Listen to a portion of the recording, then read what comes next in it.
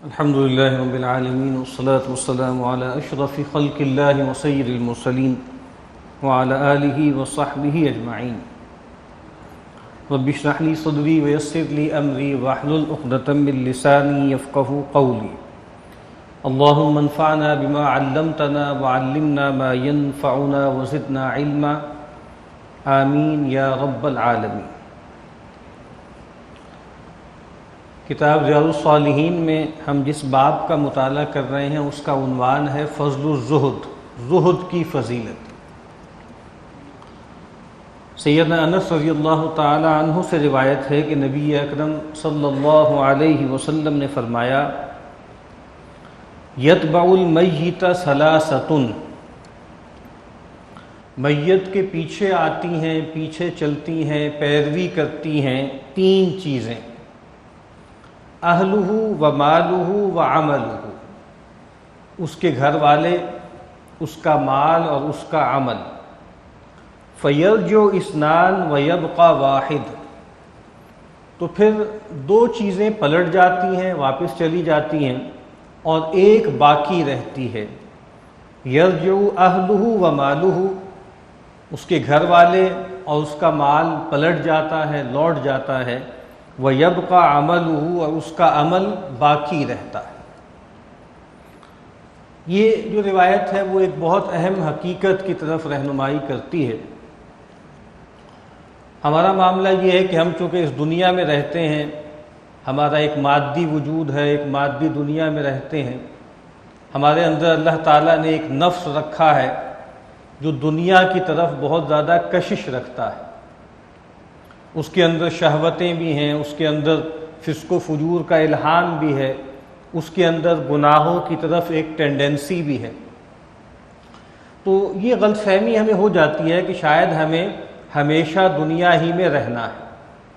قرآن مجید میں ایک کردار کے بارے میں فرمایا کہ یحسب ان مالہ اخلدہ، وہ یہ گمان کرتا ہے کہ اس کا مال اس کو ہمیشگی عطا کر دے گا. دونوں ترجمے کیے گئے ہیں اس کے. وہ یہ خیال کرتا ہے کہ اس کا مال اس کے پاس ہمیشہ رہے گا، یا یہ کہ اس کا مال اس کو ہمیشگی عطا کر دے گا، ایٹرنٹی دے دے گا. تو یہ ٹھیک ہے بات کہ اس دنیا میں انسان جو رہتا ہے تو اس کا مال اور اس کی اولاد یہ اس دنیا کی زینت کا ذریعہ ہے. المال والبنون زینت الحیات الدنیا، یہ جو مال ہے اور اولاد، خاص طور پہ جو لڑکے ہیں، یہ دنیا کی زندگی کی زینت ہے. لیکن والباقیات الصالحات، باقی رہنے والی تو وہ نیکیاں ہیں. خیر عند ربک ثوابا وخیر عملا، جو بہتر ہیں اللہ کے نزدیک اجر کے اعتبار سے بھی اور بہتر ہیں امید کے لحاظ سے. یعنی انسان کو امید کس سے لگا کر رکھنی چاہیے؟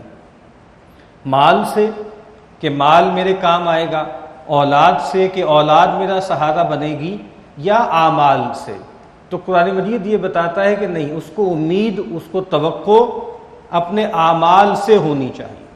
اور یہ بات قرآن مجید میں طرح طرح سے بیان کی گئی. سورہ شعراء میں فرمایا کہ یوم لا ینفع مال ولا بنون، وہ دن کہ جس دن نہ مال کام آئے گا نہ اولاد کام آئے گی.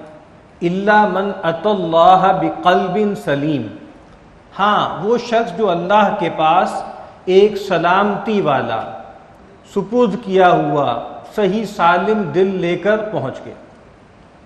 سورہ ممتحنہ نے فرمایا کہ لن تنفعکم ارحامکم ولا اولادکم یوم القیامہ، کہ قیامت کے دن تمہارے کچھ کام نہیں آئیں گے، تمہیں کچھ فائدہ نہیں دیں گے تمہارے رحمی رشتے، تمہارے تعلقات، خونی رشتے، اور نہ ہی تمہاری اولاد. تو یہ بات قرآن مجید میں بہت واضح کر دی گئی، اور یہاں اس روایت میں بھی یہ بات کھول کر بیان کر دی گئی کہ اس دنیا میں انسان کو مال کی بھی ضرورت ہوتی ہے. انسان ایک کنبہ بھی چاہتا ہے، اولاد بھی چاہتا ہے، بیوی بچے چاہتا ہے، گھر چاہتا ہے. یہاں تک یہ بات ٹھیک ہے. لیکن کہا کہ انسان کا اصل توشہ کیا ہے؟ انسان کا اصل توشہ اس کے اعمال ہے. تو کہا کہ انسان جب مر جاتا ہے تو قبر تک گویا تین چیزیں ساتھ آتی ہیں. گھر والے آتے ہیں، ظاہری بات ہے گھر والے پہنچانے کے لیے آتے ہیں، کندھوں پہ اٹھا کر قبر تک پہنچانے آتے ہیں۔ مال بھی ویسے تو بظاہر ایک لحاظ سے انسان کی جب آنکھ بند ہو جاتی ہے تو اس کا مال اس کا نہیں رہتا، وارثوں کا ہو جاتا ہے، لیکن بہرحال اس کی تجہیز و تکفین پر، اس کو جو ہے قبر تک پہنچانے میں اگر کوئی ٹرانسپورٹ استعمال ہوئی ہے تو اس پر میں اس کا مال جو ہے وہ لگ جاتا ہے۔ تو کہا کہ قبر تک بس مال کام دیتا ہے اور اولاد یا گھر والے ساتھ آتے ہیں، اور آگے کیا چیز جاتی ہے، قبر میں کیا چیز کام آئے گی، حشر میں کیا چیز کام آئے گی، تو فرمایا کہ وہاں پر اعمال کام آئیں گے۔ انسان جو کچھ کرے گا اس دنیا میں، جو وہ کسب کرے گا، قرآن مجید نے کہا نا وَأَلَّيْسَ لِلْإِنسَانِ إِلَّا مَا سَعَىٰ وَأَنَّ سَعْيَهُ سَوْفَ يُرَىٰ، انسان کے لیے نہیں ہے مگر وہی کچھ جس کی اس نے کوشش کی، سعی و جہد کی، محنت کی، اور ان قریب جو اس کی سعی تھی وہ اس کو دکھا دی جائے گی، اس کے سامنے آ جائے گی۔ مَن يَعْمَلْ مِثْقَالَ ذَرَّةٍ خَيْرًا يَرَهُ وَمَن يَعْمَلْ مِثْقَالَ ذَرَّةٍ شَرًّا يَرَهُ، جس نے کوئی رائی کے ہم وزن جو ہے وہ نیکی کی ہوگی اس کو بھی دیکھ لے گا، اور رائی کے ہم وزن اگر کوئی گناہ کیا ہوگا اس کو بھی دیکھ لے گا۔ یہ بات ٹھیک ہے کہ اولاد اور مال بھی ایسٹ بن سکتے ہیں، قیامت میں کام آ سکتے ہیں، وہ اور پہلو سے، وہ بھی اس وجہ سے کہ اس دنیا میں اس نے اس مال اور اولاد کے ساتھ کیا رویہ اختیار کیا۔ روایت میں فرمایا نا کہ انسان جب مر جاتا ہے، اذا مات ابن آدم انقطع عنہ عملہ الا من ثلاث، انسان جب آدم کا بیٹا مر جاتا ہے تو اس کا عمل اس سے منقطع ہو جاتا ہے سوائے 3 چیزوں کے۔ تو اصل میں آپ دیکھیں گے کہ اس روایت میں بھی استثناء نہیں ہے، اصل چیز عمل ہی کام آئے گا، لیکن وہ عمل اولاد سے متعلق ہو سکتا ہے، وہ عمل مال سے متعلق ہو سکتا ہے۔ صدقۃ جاریہ، اگر انسان نے دنیا میں اپنا مال لگایا تھا، کھپایا تھا، اور کوئی ہسپتال بنا دیا، کوئی ڈسپنسری بنا دی، کوئی سرائے بنا دی، کوئی کنواں کھود دیا، کوئی جو ہے وہ پمپ لگوا دیا، کوئی جو ہے اور کام کر دیا، تو اس کا اجر اس کو ملتا رہے گا، وہ جاری رہے گا۔ اسی طریقے سے کوئی علم جو اس نے سکھایا ہے جس سے فائدہ اٹھایا جائے، وہ بھی ظاہر بات ہے زندگی میں اس نے کیا ہوگا نا، لوگوں کو پڑھایا ہے، کوئی اچھی کتاب لکھ دی ہے، کوئی تفسیر لکھ دی، حدیث کی شرح لکھ دی، کوئی اور دینی موضوع پر کوئی بات لکھ دی، کوئی لوگوں کو پڑھا دیا، تو وہ علم وہ ہے جو اس نے زندگی میں لوگوں کو دیا۔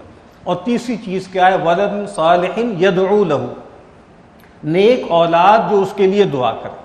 تو نیک اولاد کی دعا انسان کے مرنے کے بعد بھی اس کے کام آتی رہے گی، لیکن بہرحال ان تینوں چیزوں میں بھی اصل بات یہ ہے کہ جو وہ زندگی میں کر گیا تھا اس کا عمل، اس کی ایکسٹینشن ہے، اس کے انڈے بچے ہیں جو ہوتے رہیں گے اور اس کو فائدہ دیتے رہیں گے۔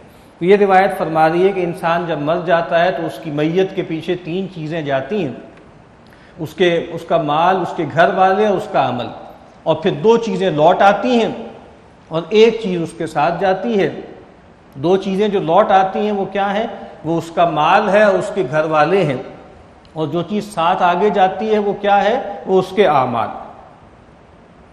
سیدنا انس رضی اللہ تعالی عنہ سے روایت ہے کہ رسول اللہ صلی اللہ علیہ وسلم نے فرمایا یؤتی بانعم اہل الدنیا من اہل النار یوم القیامہ، فرمایا قیامت کے دن اہل جہنم میں سے ایک ایسے شخص کو لایا جائے گا کہ جو دنیا میں انتہائی نعمتوں میں رہا ہوگا، دنیا میں بہت مزے میں رہا، جو بھی نعمت انسان شمار کر سکتا ہے، اس کو اولاد بھی تھی اس کے پاس مال بھی تھا، اس کے پاس عزت و اقتدار بھی تھا، وجاہت بھی تھی، جائیداد بھی تھی، سب کچھ تھا۔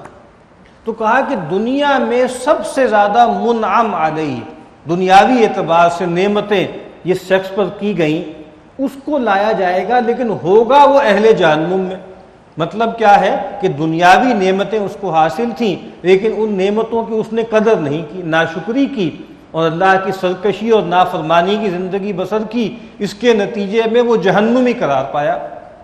قیامت کے دن اہل جہنم میں سے اس شخص کو لایا جائے گا جو دنیا میں سب سے زیادہ نعمتیں پائے وہ ہوگا، فَيُسْبَغُ فِي النَّارِ صَبْغَةً، اور پھر اس کو جہنم میں ایک ڈبکی لگوائی جائے گی. ایک ڈبکی لگوائی جائے گی جہنم میں، جیسے اس کو ہم پنجابی میں کہتے ہیں ڈوبا لگوانا، ایک ڈوبا لگوایا جائے گا. ثم یقال، پھر جب اس کو نکالا جائے گا تو اس سے کہا جائے گا یا ابن آدم، اے ابن آدم، هل رأیت خیرا قط، هل مر بک نعیم قط، کہ آدم کے بیٹے کیا تم نے کبھی کوئی بھلائی دیکھی؟ کیا تم پر کبھی کسی نعمت کا گزر ہوا؟ فیقول، تو وہ شخص جو دنیا میں انتہائی آسائش، انتہائی لگژری کی زندگی گزارتا رہا، وہ کہے گا لا واللہ یا رب، وہ کہے گا نہیں اللہ کی قسم اے رب، مجھے کبھی کوئی نعمت مجھ پر نہیں گزری، کبھی کوئی خیر میں نے نہیں دیکھا. اب یہ روایت جس حقیقت کو بیان کر رہی ہے وہ یہ ہے کہ وہ دنیا اور اس دنیا کی آسائش اور نعمتیں، اس کی لگژریز، اس کے لیے انسان حلال و حرام کی قید اٹھا دے، اس کی وجہ سے پیغمبروں کی بات نہ مانے، اس کی وجہ سے دین کے داعیوں کی پکار پر لبیک نہ کہے، دنیا کے لطف کے لیے، دنیا کی لگژریز کے لیے. تو بتایا یہ جا رہا ہے کہ اس کی حقیقت بس اتنی ہے کہ وہ 60 70 80 سال جتنے بھی اس نے گزارے، انتہائی لگزوریس لائف، انتہائی جو ہے وہ رفاہیت والی زندگی اس نے گزاری ہے، لیکن جہنم میں لگایا گیا ایک ڈوبا گویا اس کو ہر چیز بھلا دے، اور وہ کہے گا کہ بھائی میں نے تو کبھی کسی خیر کا منہ نہیں دیکھا، کبھی کوئی نعمت مجھ پر سے گزری نہیں. اور اس کے برعکس کیا ہوگا؟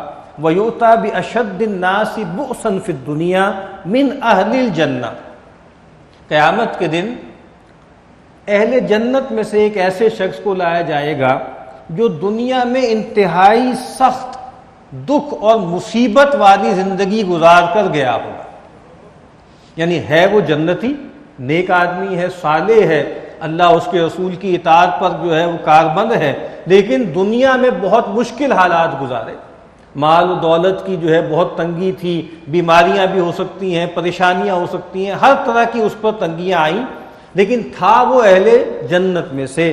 فَيُسْبَغُ صَبْغَةً فِي الْجَنَّةِ، اور اس کو جنت میں ایک ڈبکی لگوائی جائے گی. فَيُقَالُ لَهُ، اور اب اس شخص سے پوچھا جائے گا جو تھا اہل جنت میں سے لیکن انتہائی پھٹے حالوں میں، انتہائی جو ہے وہ تکلیف اور پریشانی کی زندگی اس نے گزاری. یا ابن آدم هل رأیت بؤسا قط، هل مر بک شدۃ قط، اے آدم کے بیٹے کیا تم نے کبھی کوئی سختی دیکھی؟ کیا آدم کے بیٹے کیا تم پر کبھی کسی تنگی کا، شدت کا، تکلیف کا گزر ہوا؟ فیقول اللہ، تو وہ کہے گا کہ نہیں، واللہ ما مر بی بؤس قط ولا رأیت شدۃ قط، کہ اللہ کی قسم مجھ پر کبھی کسی دکھ کا گزر نہیں ہوا اور میں نے کبھی کوئی تکلیف نہیں دیکھی. اب یہ دوسری حقیقت واضح کر دی کہ انسان کتنی ہی تکلیف اٹھا لے، کتنی ہی پریشانی اٹھا لے، کتنی ہی دقت اٹھا لے، بہرحال وہ عارضی ہے. 60 70 80 سال کے کوئی آدمی ہے جس نے دکھ کے گزارے. ہم دیکھتے ہیں اپنے ارد گرد ایسے لوگوں کو کہ ہمیں لگتا ہے کہ ان کی ساری زندگی آزمائشوں ہی میں گزرتی ہے، بچپن میں بھی، لڑکپن میں بھی، شادی ہو گئی اس کے بعد آزمائشیں، پھر اولاد کی آزمائشیں، تو لگتا ہے کہ جیسے انہوں نے کبھی کوئی راحت نہیں دیکھی. لیکن اگر ایسے لوگ اللہ والے ہیں، نیک ہیں، صالح ہیں، تو ان کے معاملے میں بتایا جا رہا ہے کہ انسان اگر ساری زندگی تکلیفیں اٹھائے، پریشانیاں انسان جھیلے، تو جنت میں ایک ڈبکی جو اس کو لگائی جائے گی وہ اس کو تمام تکلیفیں بھلا دے گی. تو اس روایت کا بھی ہمارے لیے پیغام کیا ہے؟ وہ یہی ہے کہ اس دنیا کی حیثیت آخرت کے مقابلے میں کچھ بھی نہیں، اور انسان اگر نیک ہے، صالح ہے، تو یہ ٹھیک ہے بات کہ انسان کو آزمائشیں طلب نہیں کرنی چاہیے. انسان کو چاہیے کہ انسان دنیا کی بھی بھلائی مانگے اللہ سے، فی الدنیا حسنہ و فی الآخرۃ حسنہ. اللہ کے نبی صلی اللہ علیہ وسلم نے ہمیں سکھایا ہے کہ ہمیں عافیت مانگنی چاہیے. سیدنا عباس رضی اللہ تعالی عنہ آپ کے چچا ہیں، ایک مرتبہ تشریف لائے، حاضر ہوئے اللہ کے نبی کی خدمت میں اور کہا کہ اللہ کے نبی آپ مجھے کوئی دعا سکھائیے، تو آپ نے ان کو عافیت کی دعا سکھا دی۔ کچھ عرصے بعد پھر آئے، پھر آپ نے یہی دعا سکھائی، تو انہوں نے کہا کہ جی آپ کوئی اور دعا سکھا دیتے، تو اللہ کے نبی نے فرمایا کہ ایمان کے بعد عافیت سے بڑی چیز کوئی نہیں۔ اللہم انی اسألک العفو والعافیت فی الدنیا والآخرہ، اللہم عافنی فی بدنی، اللہم عافنی فی مالی، اللہم عافنی فی دینی، اللہم عافنی فی اہلی۔ دعائیں ہمیں یہی کرنی چاہیے، لیکن بہرحال انسان اگر دین پر چلے اور اس کی وجہ سے پریشانیاں آئیں، تکلیفیں آئیں، آزمائش آئے تو اس کو جھیلنا چاہیے، اور اس بات کو سامنے رکھنا چاہیے کہ انسان کتنی بھی تکلیفیں اٹھائے، کتنی بھی کلفتیں اس پر سے گزریں، اگر وہ اللہ کی بندگی پر قائم ہے تو جنت میں ایک ڈبکی جو اس کو لگائی جائے گی وہ اس کے تمام دلندر دور کر دے گی، تمام دکھ ختم کر دے گی۔